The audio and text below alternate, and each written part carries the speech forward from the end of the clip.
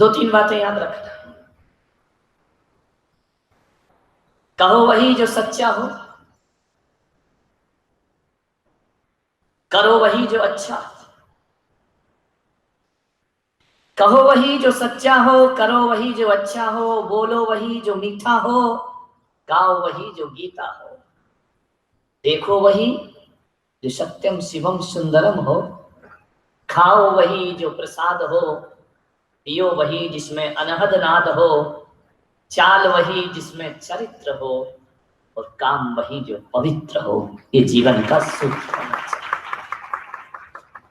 ऐसी चाल चलो जिसमें चरित्र झलकता हो, और ऐसा काम करो जिसमें पवित्रता दिखाई दिया करे। मान्यवर, मिठाई तो हर बार मीठी बनती है, मिठाई तो हर बार मीठी बनती है। आओ यहां बैठकर व्यवहार मीठा बनाए, जुबान मीठी बनाए, तो हमारा जीना सार्थक हो। ध्यान रखना, जीव एक है, कान दो है। विचार कर, जीव एक है, काम दो है। वह संदेश दे रही है प्रकृति हमको कि सुनो ज्यादा, बोलो, सुनो ज्यादा, बोलो कम। लेकिन आदमी इतना होशियार है, बोलता ज्यादा है, सुनता कम। दो कानों से सुनो। वैसे तो कहा जाता है कि महाराजों के प्रवचन इस कान से सुनो, इधर से निकालो। ध्यान रख, मान्यवर, दो कानों से सुनो और एक जुबान से बोलो। कभी ख्याल किया आपने, इस शरीर में प्रकृति ने ऐसी रचना दी है, हर चीज दो दो है। आंखें कितनी है? दो है। कान कितने हैं? नाक कितनी है? एक। एक कर दोगे तो रामदेव बाबा का क्या होगा? दाया स्वर और बाया स्वर, इसका क्या होगा? है नासा छिद्र तो दो है ना।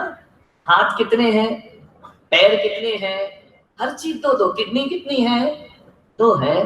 लेकिन एक बात रखना, पूरे शरीर में हर इंद्री दो दो है, केवल एक रसना इंद्री जुबान है जो एक हुआ करती है। ध्यान रखना। लेकिन बड़े मजे की बात है, प्रकृति की इन व्यवस्थाओं को यदि हम देखें तो दो आंख हैं, काम कितने करती है? दोनों आंख काम कितना करती है? एक। दाई आंख भी देखती है और बाई आंख भी। कान दो है लेकिन काम कितना करते हैं? ये काम, एक कान क्या करता है? बोलो ना, नहीं दे रहा सुनाई।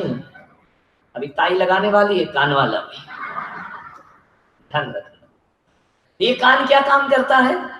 ये वाला इंद्री दो, काम एक। आंखें दो, काम एक। हाथ दो है, ये भी छूने का काम करता है, ये भी छूने का काम करता है। पैर दो है, वह दोनों पैर चलने का काम करते हैं। ध्यान रखना, जो दो दो इंद्री है वो एक काम करती है, और जुबान एक है लेकिन दो काम करती है। ध्यान रखना, सोचना, व्यवस्था को देखो, जो अकेली है वो डबल काम करती है। इसके दो काम है, एक तो चखना और एक पकना। तो काम करती है। एक तो दिन भर चखती है, और लेकिन इतनी होशियार, इतनी होशियार, चखती तो मीठा मीठा है और बकती, बोलो, बड़ा तीखा बोलती है। मेरे भाई, बड़ा गजब किया है। सारी दुनिया में, पूरे जीवन में सबसे ज्यादा चमत्कार जुबान के हुआ करते हैं।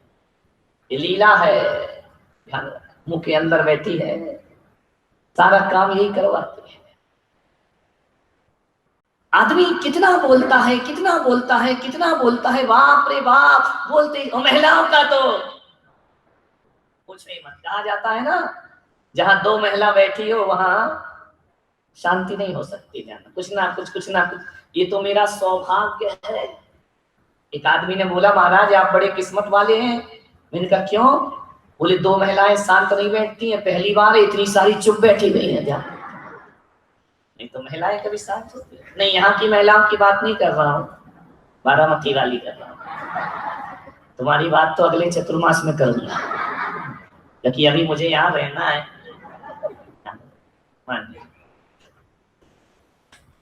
इतना बोलता है, इतना बोलता है आदमी, इतना बोलता है, इतना बोलता है, बाप रे बाप।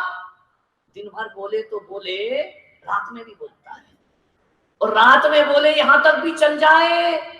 कुछ तो ऐसे हैं जो नींद में भी बोलते हैं, बड़बड़ बड़बड़ बड़बड़ बड़बड़ लगे रहते, आदमी के मुंह बंद ही नहीं होता कम से कम। इसलिए आचार्यों ने जैन मुनियों को कहा है रात्रि में नहीं बोलना। दिन भर तो बोल लिए भाई, कितना बोलोगे? और यदि मैं रात में बोलता ना तो तुम रात में भी मुझे छोड़ने वाले नहीं, इसलिए रात में बोलना बंद। कितना बढ़िया नियम है, रात में महिलाएं प्रवेश ना करें, क्योंकि महिला वो है जो अच्छों अच्छों का मन तोड़वा देगी। ख्याल रखना, विचार कर, सोचना है।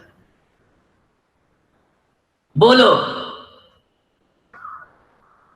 आदमी बोलना कितने उम्र में सीख जाता है? कितने साल में बोलने लगता बच्चा? ये बताओ ना भाई, मुझे कोई एक्सपीरियंस थोड़ी है। 1 साल में? बहुत बढ़िया। 1 साल में आदमी बोलना सीख जाता है। मनुष्य का जो बच्चा होता है वो साल भर में बोलना सीख जाता है। लेकिन अफसोस है मुझे ये देखकर जानकर कि 1 साल में हम लोग बोलना तो सीख गए, लेकिन बोलना हमें जिंदगी भर भी नहीं आता है। पूरी जिंदगी गुजर जाती है आदमी बोलना। बोलने को थोड़ी बोलना कहते हैं मान्यवर। ऐसे तो जानवर भी बोल लिया करता है, पशु भी बोल लिया करता है। एक वो बिल्ली है मेरे कमरे में रोज आती है, म्याऊं म्याऊं। मैं कहता नहीं आऊं। सुबह से आएगी, झांकेगी कमरे में, बिल्कुल व्हाइट है, गोरी गोरी गोरी गोरी सी आएगी, चुप मेरे कमरे में अंदर नहीं आती, दरवाजे से झांकेगी। मैं लिख रहा हूँ, पढ़ रहा हूँ, तो कहती मैं आऊं। मैंने कहा नहीं आऊं, छोटे महाराज के कमरे में जाओ, मैं पढ़ रहा हूँ, चुपचाप चली जाती। बड़ी समझदार बिल्ली। नागपुर में, पूना में बिल्लियां बहुत समझदार है, बहुत ही समझदार है, वो कुछ नहीं बोलती है। ध्यान मानिए। मीठा बोलो, कम बोलो। भगवान महावीर ने मुनियों को कहा है चल जाए तो मत बोलो। वचन गुप्ती शास्त्रों में लिखा, कल मैं पढ़ रहा था, वचन गुप्ती मुनि से कहा भगवान महावीर ने, दीक्षा लेते ही मौन हो जाओ, बोलने की कोई जरूरत नहीं है। नहीं चलता है तो भाषा समिति थोड़ा बोलो, हित मित प्रिय बोलो, ध्यान रखना।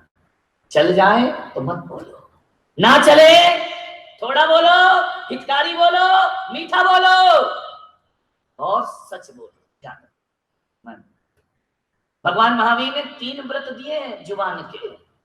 पहला व्रत दिया है वचन गुप्ती, वचनों को गुप्त रखो।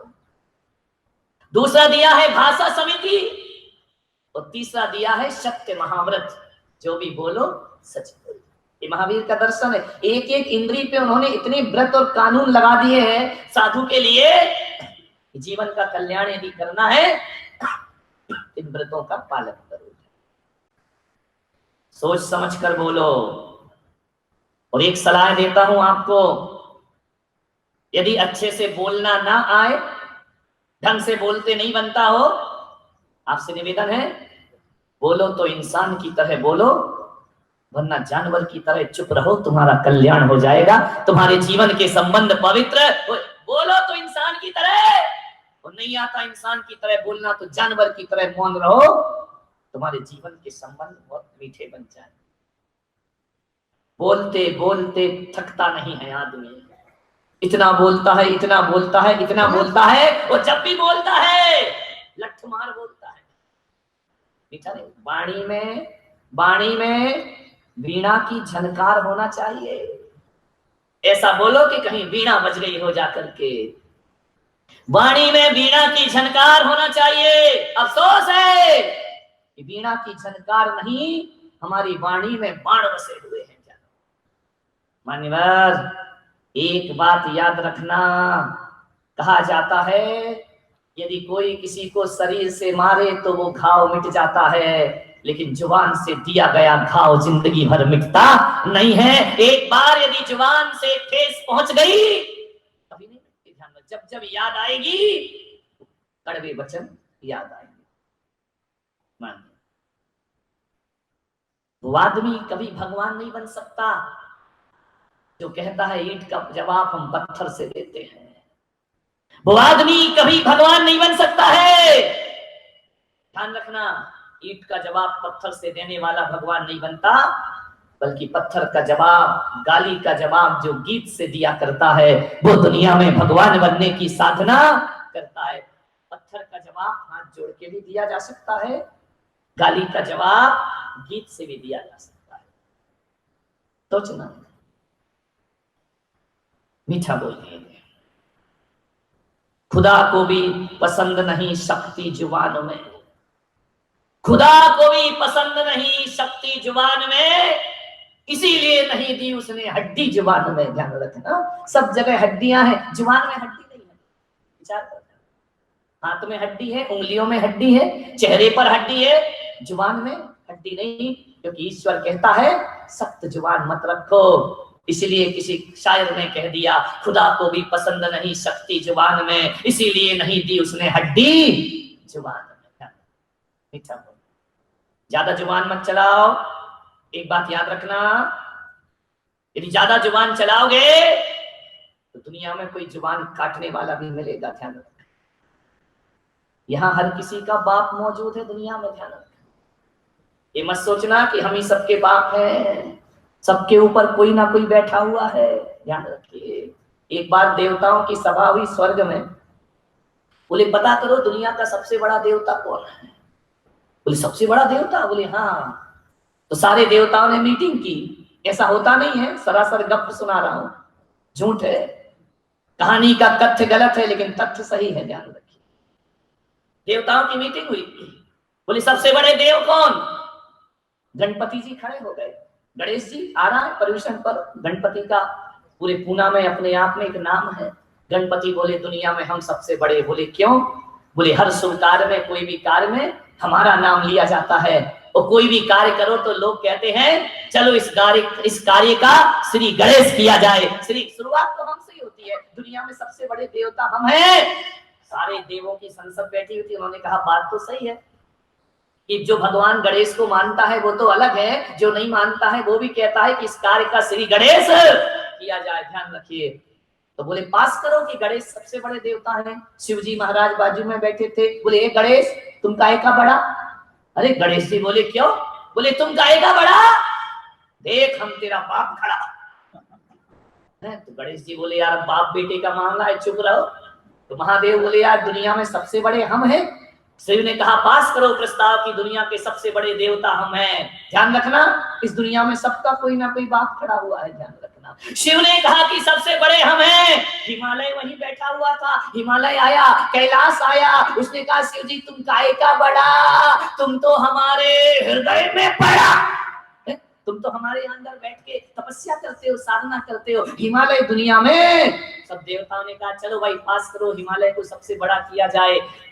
लेकिन बात क्या हुई, जैसे हिमालय ने कहा कि हम दुनिया में सबसे बड़े, हनुमान जी अपना गदा लेकर के आ गए। हिमालय तू काहे का बड़ा, तू मेरे हाथों पे धरा, तुझे तो मैं उठा के ले गया था, तू काहे का बड़ा। तो बोले एक काम करो, हनुमान जी दुनिया में सबसे बड़े हैं, इनसे बड़ा दुनिया में कोई नहीं होता है। हनुमान ने कहा मान लो सबसे बड़ा मैं हूं। ध्यान रखना, जैसे ही हनुमान ने कहा मैं सबसे बड़ा, राम जी धनुष लेकर आ गए। बोले तू काहे का बड़ा, तू मेरे चरणों में पड़ा, तुम तो हमारे चरणों में पड़े हो। अरे तो राम जी ने कहा पास करो कि दुनिया का सबसे बड़ा भगवान तो राम जी हुआ करते हैं। जैसे ही राम जी बोल रहे थे, दिल्ली से आडवाणी जी पहुंच गए। उनने कहा राम जी तुम काहे के बड़े, तुम काहे के बड़े, तुम तो बाबरी मस्जिद के लफड़े में पड़े, दुनिया में तुम काहे के बड़े। हर किसी का एक ना एक बाप दुनिया में बैठा हुआ, इसलिए ज्यादा जुबान चलाओगे कोई ना कोई इस जुबान को काटने वाला जरूर है। मीठी जुबान रखिए, क्या बिगड़ जाएगा यदि मीठा बोले।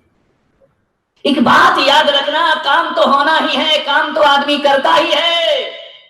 एक बात ध्यान रखना, बोलने का सलीका अच्छा हो, बोलने का तरीका अच्छा हो, वह काम तुमको भी सुख देता है और करने वाले को भी सुख प्रदान किया करता है। तुलसी मीठे वचन ते सुख उपजत चहु और, वशीकरण एक मंत्र है तज दे वचन कठोर।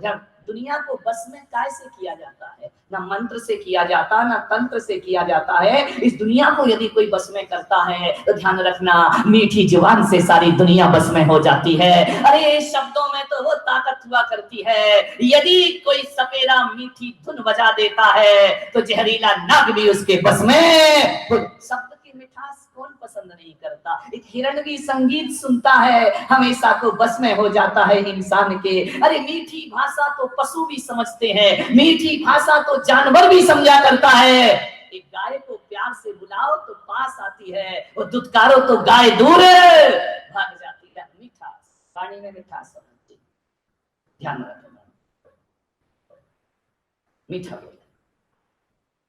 आदमी बोलता कम है, बकता ज्यादा है, और जब बकता है, चिल्लाता है, उसे होश नहीं रहता है।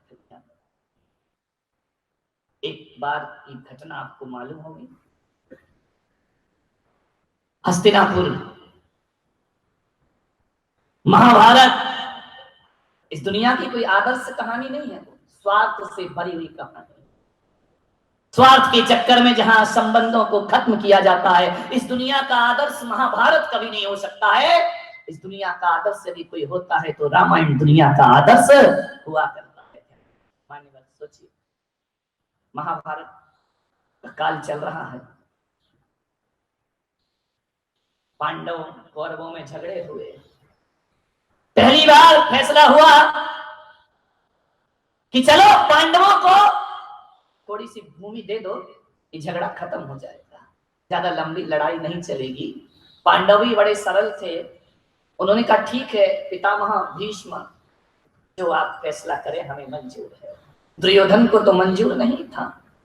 दुर्योधन से कहा गया कि इनको कुछ स्थान दे दो, थोड़ी सी जमीन दे दो। दुर्योधन ने कहा देना तो मैं बिल्कुल नहीं चाहता हूं, लेकिन पितामह भीष्म कहते हैं। पितामह ने कहा दुर्योधन पांडव हैं, हमारे वंशज हैं, थोड़ा जमीन दे दो। कुटिलता वहां भी दिखाई दुर्योधन दुर्बुद्धि ने, कहा इन्हें ऐसा स्थान दे दो, ऐसा स्थान दे दो जहां ना पानी गिरता हो, ना फसल उगती हो, अपने आप भूखे मरेंगे, दुनिया से विदा हो जाए। युधिष्ठिर ने कहा चलेगा, जो भी स्थान देना है दे दीजिए। आपको मालूम होगा ऐसा अन्याय हुआ, उन्हें खंड प्रस्थ दे दिया गया जहां फसलें नहीं उगा करती हैं। पांचों पांडव ने श्रद्धा से स्वीकार किया, आज्ञा को माना। एक बात याद रखना, किसी के दिए से किसी का कुछ नहीं होता है। दुनिया में जो भी प्राप्त होता है अपने भुजबल से प्राप्त होता है, अपने विवेक और अपने ज्ञान से प्राप्त। कोई सहायता कर भी देगा, सहायता से कितने दिन की जिंदगी जियोगे? एक बार करेगा, दो बार करेगा, तीन बार करेगा, चौथी बार सहायता करने वाला भी मना कर देगा। मान्यवर, मैं तो ये चाहता हूं कि कोई किसी की सहायता ना करे, हर व्यक्ति स्वावलंबी बनने की तैयारी करे और अपने पैरों पर खड़ा होने का। किसी को भीख में रुपए देने से अच्छे किसी को रोजगार दे दो, ये जीवन की सबसे बड़ी साधना हुआ करती है। दया कब तक चलेगी? एक बार, दो बार, तीन बार? आदमी को जिंदगी तो अपने ही भरोसे जीना पड़ती है मेरे भाई। दौलत, पैसा, रुपया कुछ भी मिल जाए उससे कुछ नहीं हुआ। लेकिन आजकल करें क्या हम? बंबई में कोई गाड़ी से जा रहा था, मेरा प्रवचन सुना, उसने कहा ठीक है हम किसी को भीख नहीं देंगे, काम देंगे। उसकी फैक्ट्री है बहुत बड़ी। एक चौराहे पर जाकर के गाड़ी खड़ी हुई, लाल बत्ती पर एक भिखारी आया। उस आदमी ने कहा तू इतना हट्टा कट्टा है, भीख क्यों मांगता है? चल मेरे साथ नौकरी लगाता हूं, तुझे रोजगार दिया करता हूं। उस भिखारी ने ऊपर से नीचे तक उसको देखा, बोले क्या बोल रहे हो? बोले चल मैं तुझे नौकरी देता हूं। मालूम है उसने क्या कहा? उसने कहा नौकरी तो दोगे बाबूजी, तनख्वाह कितनी दोगे? अब एक आदमी को कितनी तनख्वाह दे सकते हैं? 5,000, 10,000? तो बोले 10,000 रुपए महीने दे सकता हूँ, तू काम सीख जाना और करना। मालूम उस भिखारी ने क्या कहा? 10,000 रुपए महीने बाबूजी, हम तो सिग्नल में दिन भर में 10,000 कमा लेते हैं, जो तुम महीने में हमें देने की बात कर रहे हो, हमें तुम्हारी सहायता की जरूरत है। बड़ा गड़बड़ हो गई है ये दुनिया। अधिकार, हमारी दया को लोग अधिकार समझते हैं, हमारी करुणा को लोग अधिकार समझते हैं। आदमी का माहौल देश का बहुत खराब है। आपसे निवेदन है, खंड प्रस्थ दे दिया। तुम्हें मालूम है पांडवों ने खंडप्रस्थ को इंद्रप्रस्थ बना दिया, अपने दम पर, अपने विवेक पर, अपने ताकत पर, अपने साहस पर। जो खंडर था, रेगिस्तान था, इतना सुंदर इंद्रप्रस्थ में महल बनाया, इतना सुंदर महल बनाया, इतना सुंदर महल बनाया, पूरे हस्तिनापुर में इसकी खबर पहुंच गई कि पांडवों ने बड़ा खूबसूरत महल बनाया है, बड़ा अजीब महल बनाया है। आज तक ऐसा महल न हमने देखा है और ना सुन। अरे दुर्योधन के पास बात पहुंची, हमने खंडर दिया था, इन्हें महल में परिवर्तित कर दिया। सारे लोग इंद्रप्रस्थ देखने जा रहे हैं। इतना अद्भुत कला, कैसा आर्ट था उस समय का, वह बनाया। दुर्योधन ने कहा मैं भी देखने चलता हूं। उन पांडवों ने क्या किया है, जैसे ही पहुंचा दुर्योधन, बड़ा अजीब महल था।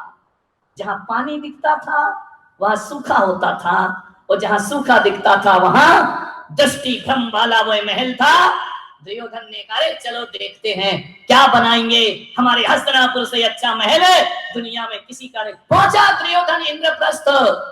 जैसे ही पहुंचा, क्या देखता है, बड़ा खूबसूरत महल, आंखें फटी की फटी रह गई। इतना सुंदर महल इन दर दर के भटकने वाले लोगों ने बना दिया। जैसे ही अंदर पहुंचा तो उसे दिख रहा था यहाँ पानी है, बड़ा संभल संभल के चला, लेकिन वहां पानी तो था नहीं। अरे उसने कहा मूर्ख बना दिया, धोती पकड़ के चला कि मैं गिर नहीं जाऊं, धोती पकड़ के चल रहा, लेकिन वहां पानी तो है ही नहीं। थोड़ा और आगे बढ़ा, अरे बोले सब सूखा है, टाइल्स लगे हैं, मार्बल लगा है, चला जा रहा है, अब क्या धोती पकड़ना, चला जा रहा है बेसुध होकर के। जैसे ही आगे बढ़ा, पानी में छपाक से गिर गया। झरोखे में द्रौपदी खड़ी थी। द्रौपदी ने देखा पानी में गिर गया, उसने कहा वाह देवर जी ये क्या हुआ। कर्म से शर्मिंदा हो गया दुर्योधन, पानी में वस्त्र गीले हो गए।